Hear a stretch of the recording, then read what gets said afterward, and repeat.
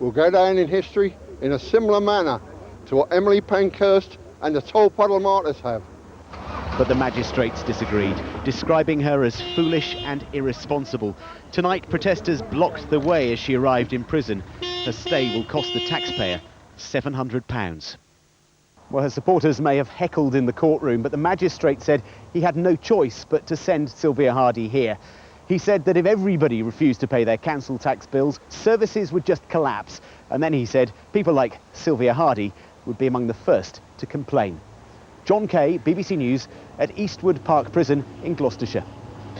New light has been shed on the rise of the Beatles by someone who witnessed events at first hand. The latest biography of John Lennon is written by his first wife, Cynthia. She decided to offer a frank account of their time together. June Kelly met her. The Beatles. John Lennon, rhythm guitar. Paul McCartney, bass guitar. This is an inside view of the Beatles phenomenon. Cynthia Lennon married John before the band had their first hit. She met him when they were teenagers at art college. Well, I thought he was horrendous. I mean, he really, really freaked me out. He always was strumming on his guitar. And that's when I started to think, well, yeah, he's fascinating, he's humorous, he's creative, and that's when I fell. Soon afterwards, she was married to Lennon and they had a baby son, Julian. She watched John become the writing and performing talent which helped to define a decade. And it's the swinging 60s. And I got just a little swing of the 60s, not the big swing. But you were at the very centre of it. It was an important swing, yes, very much so. Like going to America with them on the first tour. Then you realise what this is, the reality of what's happening. But I mean, the whole thing was an amazing experience. With the 60s came the drugs. Cynthia Lennon witnessed the effect they had on the Lennon and McCartney writing partnership.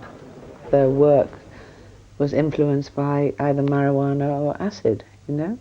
And yes, we wouldn't have Sgt. Pepper, or we wouldn't have A Day in the Life, we wouldn't have the most fabulous music if they hadn't dabbled in the drugs that they did. John wanted her to share the drugs experience, and she says he pressurised her into taking LSD. I looked in the mirror and saw my own skeleton. The vision kept moving, changing from a blurred prism of me to a grinning skeleton. I was transfixed.